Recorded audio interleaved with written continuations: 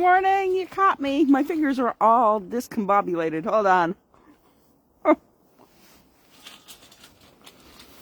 There we go. Good morning. It's Mona, and it's my morning view today.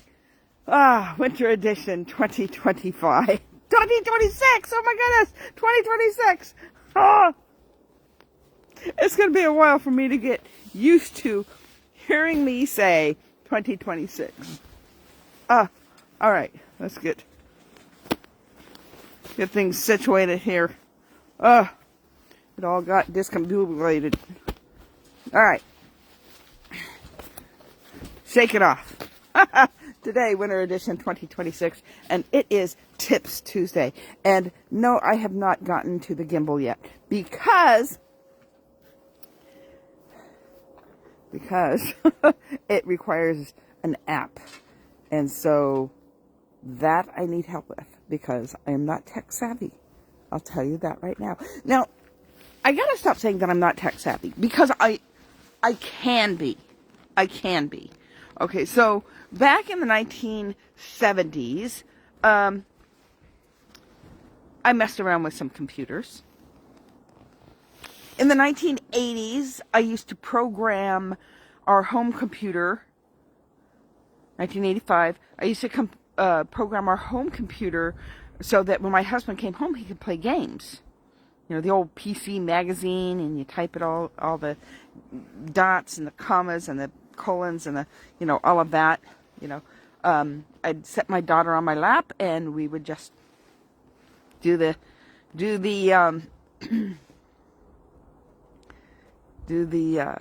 programming. So I had done that through the late 80s, mid late 80s, and then in the 90s we had internet.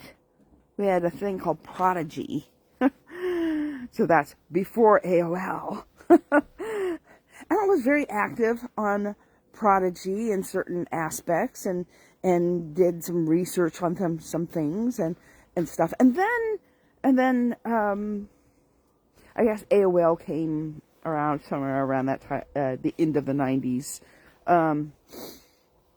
maybe mid-90s. May have been around mid-90s. I'm not sure when AOL showed up. I just remembered having it. And then the chats started, the chat rooms. And I did not do chat rooms. It was like, I'm good with checking it out for research. I'm good for, but I'm not a big social media person. I am not an extrovert in any way, shape, or form. And so I did not do chats, but my husband did chats. He was in several chat rooms. A lot of them had to do with involvement with military. As in, after he retired, he was involved with other people that had some sort of involvement with the military, and they didn't chat military stuff. They just chatted. All right, so this is nowhere near the thought that popped into my head, other than, talking about how my abilities with tech. So my abilities with tech, mind you, these are impromptu. These are impromptu, so I don't have an agenda going on except for Thursdays. Thursdays will be a pseudo-quasi written down some notes. I know what I'm going to talk about conversation. But for the most part, these are impromptu. And so right now, I'm just giving you a little backstory about my tech stuff or the lack thereof. And so then Windows appeared. Windows. And because when I was doing them, I was working with DOS. So you can see my face. I was working with DOS.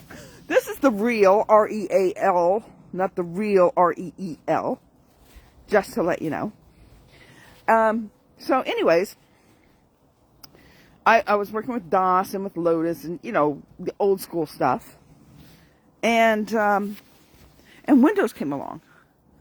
And Windows was so simple, it was like, I've just totally lost interest. I've been doing this for 3 decades. 2 decades, at least.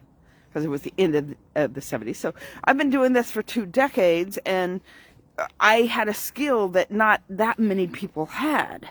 But now, anybody can do this. I don't have time. And at that time, I started working for a tyrant. I cannot get the scarf to stay on my shoulders. All right. So I started working for a tyrant that slaved me at part-time hours at well over a full-time hour work schedule. 6 days a week.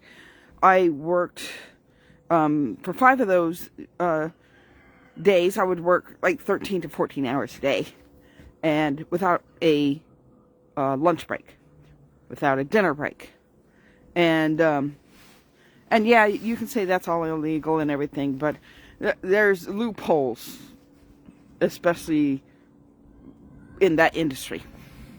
So anyways, I didn't have time for anything other than the computer that was in front of me, the program that was at my work, at my job.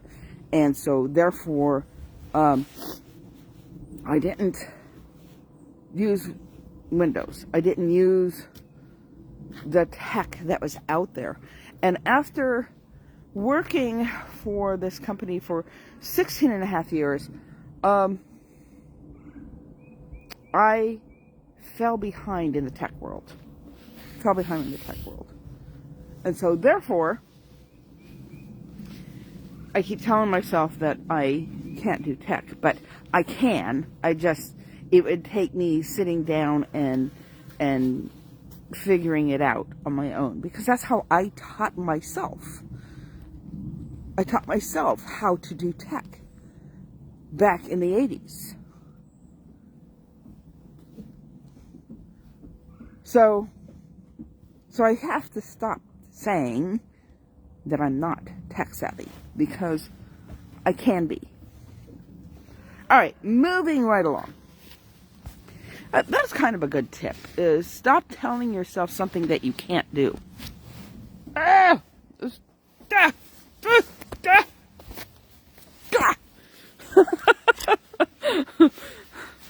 just leave it like this, and my neck will just have to stay warm another way. All right. That's a good transition. So stop telling yourself what you can't do. All right. So while I was thinking in my thoughts, before I started rambling about me saying tech savvy, yesterday I alluded to a subject. About not having temptation available. And I was referring to the essence of, okay, there was a celebration at our church. They had some cookies, and they were made by a really great place called the Flower Shop, and really great bakery. And what happened was they had some extra cookies left over after the service. Well, my grandson had to leave before he had cookies, so I decided I would grab a couple for my grandson, and I would grab a couple for my granddaughter, because they asked me, do you want some cookies? Do you want to take home some cookies? So sure, I'll take 2 of these and 2 of these. 1 of each, And it was like, yeah, I'll take a couple for me and a couple for my husband. And that's it. So I grabbed like 8 cookies, right? There was a lot left. There was still a lot left over. And so what happened was, she goes, you can take more. And I'm like, no, I don't want more. Thank you. I don't want more, because if I have more in my home, I will eat more cookies. And I really don't want to eat more cookies. So sometimes it's not a matter of, people have their New Year's resolutions and there are things of what they don't want to do anymore, or what they do want to do for the future. And I was talking about SMART goals yesterday, right? Mind you, it did not get uploaded into YouTube yesterday, so it will be uploaded tonight.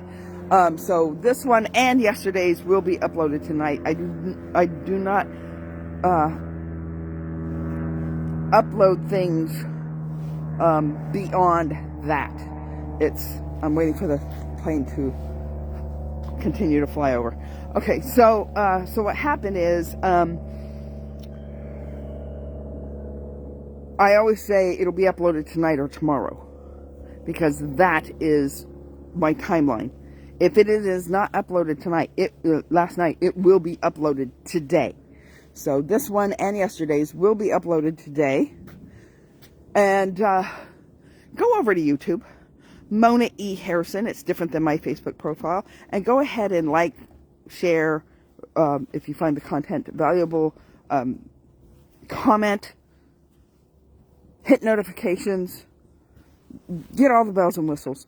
And when you comment, when you like, when you share, it helps the algorithm so that it gets out to other people. And so even if you don't share it, the liking and the commenting, even if you don't agree, even if you tell me that my camera is too close to my face, which it is, because my arm naturally bends as I'm walking around talking.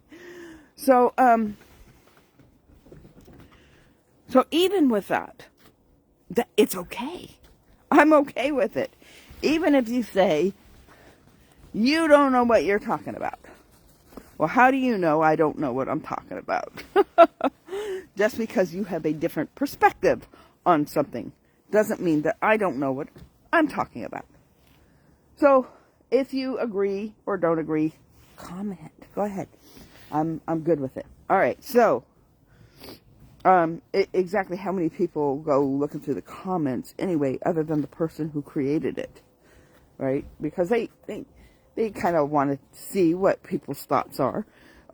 If you are a creator, please do not take negative comments to the heart. If there's something that is useful that you can use, like the person that told me that I keep the camera too close to my face, I didn't find that offensive. The person was right. It helps. And ever since then, I've been trying very diligently, not successfully, but diligently to try to keep it at least at arm's length until I get the gimbal working, which will give me a couple extra inches. So, with that, go over to YouTube, like, share, and comment. Mona E. Harrison. All right. So what I was saying about temptation is if you do not want to fall for something, keep it further than an arm's length. Keep it further than an arm's length. In other words, keep it away from you. Make it difficult for you to acquire whatever it is that you don't want anymore in your life. For example, an alcoholic. An alcoholic who knows they cannot drink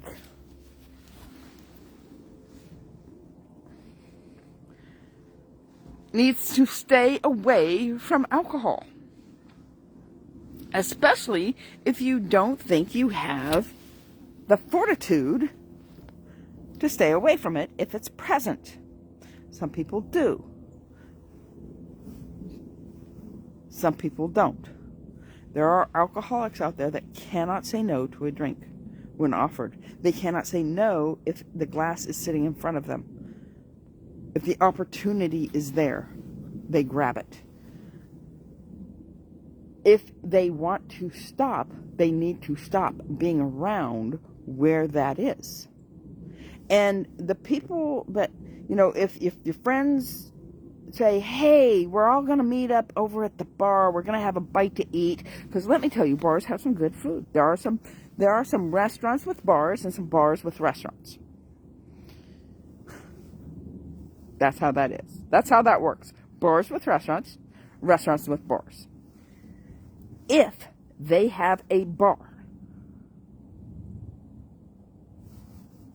sorry, I can't make it. I can't be in that environment. They're your friends. They should understand. I can't be in that environment.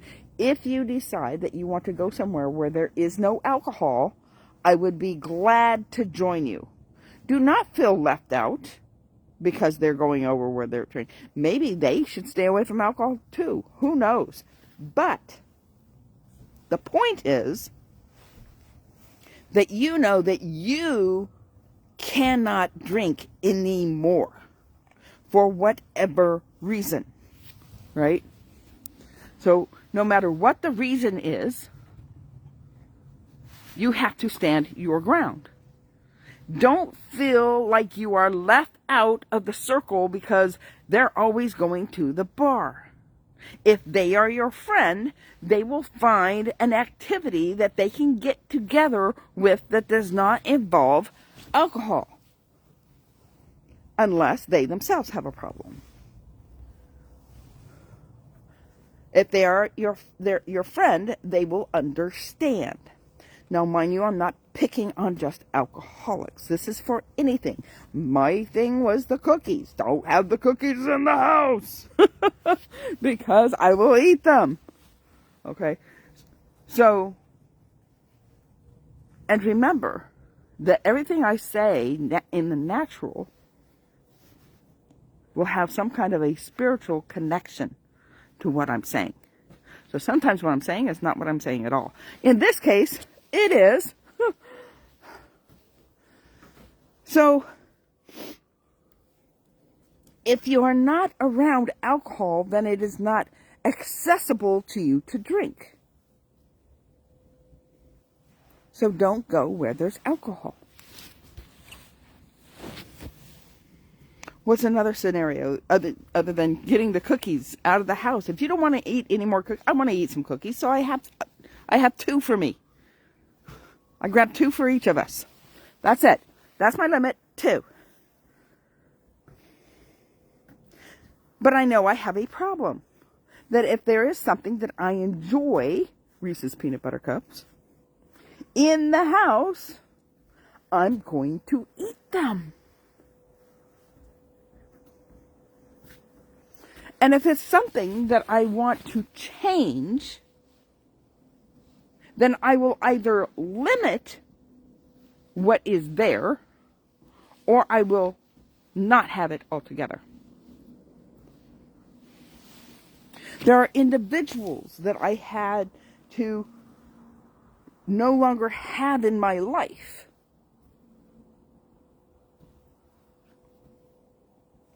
for my mental health, for my physical health, for my spiritual health.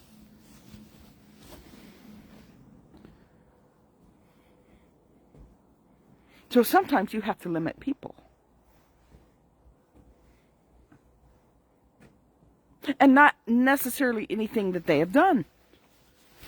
Sometimes it has to do with you.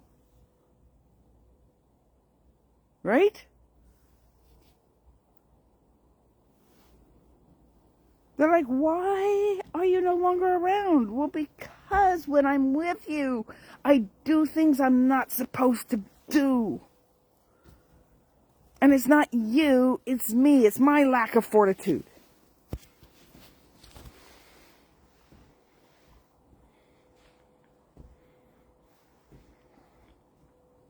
So, when you're trying to not do something, limit your access to it. Some people try to do a limit on social media, right? Try to limit themselves on social media. And at one time, I wanted to do this because I wasn't a creator at the time. I was just a consumer of social media. And so what happened was, I took it off my phone. I only had it on my laptop. That way, I didn't have access to social media on my phone. I only had it access on my laptop. I limited my availability to social media. So a lot of people that I know that New Year's, they have this resolution that it's not so much a New Year's resolution. They start a fast, and they, especially for Lent, they start a fast for Lent, and they go from Lent to Resurrection Sunday with the concept that they're fasting social media. They're not going to go on social media for that time period. And one way that you can do that is take it off your phone. It limits your access. That means when you go to your computer, you are purposely going to your computer to bring up Facebook or YouTube or whatever social media, TikTok, Instagram, whatever is out there. You limit yourself by not having access. Here, you have access, but now it's an access that you are purposely going to. Because, see, the problem with the phone is it's available. It's very, very available. And a lot of times your laptop, your desktop computer, they are not available to you 24/7. I don't sleep with my phone. My phone is clear on the other side of the room. Not room, house. From my bedroom's on one side, the phone is on the direct opposite throughout my sleeping period. It is not on my phone. Oh, but I use it for my alarm. Buy an alarm clock. They're cheap. They're reliable.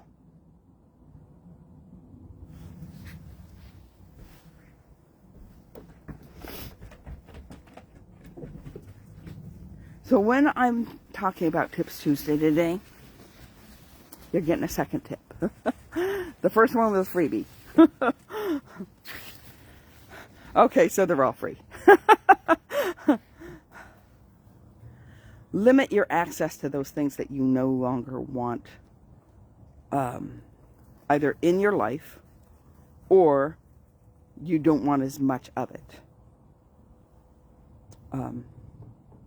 I gave you some examples. Alcohol, cookies. I'm limiting myself of an extra cup of coffee a day. I'm limiting myself to 2 cups of coffee, and the rest I'll just have herbal tea. Especially in the wintertime when I drink warm beverages. That's when I drink warm beverages, is in the wintertime. And so, I mean, I drink coffee during the summer, during the warmer months, but I don't drink as much of it. But I'm always trying to consume a warm beverage, and so I've been going to coffee, and it's like, no, I have to limit that. So I have enough fortitude, I've been saying that word a lot today, fortitude to say no after the second cup of coffee. However, there are times when I mess up and I forget, and I'll go get a cup of coffee because it's my go-to. But there are other ways to remind myself, like having my teacup available versus my coffee cup. 2 different types of cups. I keep them separate for a reason, so that I know which one is my coffee cup and which one is my teacup. And if I see my teacup, it'll remind me, oh, I'm drinking tea, not coffee. So setting up little reminders will also help. Okay? Because not everything is a, oh, you can't do this. For those people that are I can't do this. They can't be eating the extra cookies. They can't be having alcohol. Maybe they can't have cookies at all. You know, maybe they can't have, the things that they're consuming. Maybe it has to do with a toxic friendship. Because we're not talking about just the things that you consume into your physical body. Sometimes it's the stuff that you consume mentally. Some of those things are the things that you consume spiritually, that they're not spiritually healthy for you. And there are some of those relationships that are not spiritually healthy for you. So you have to limit the access or cut it off altogether. Again, not because of them, because of you.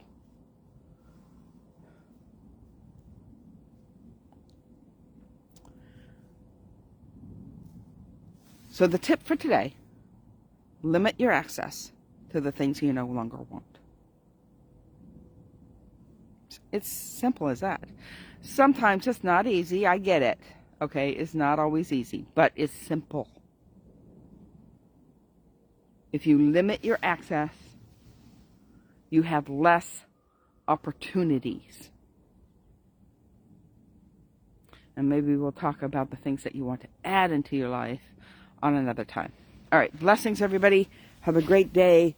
I will see you tomorrow for Wonderful Wednesday.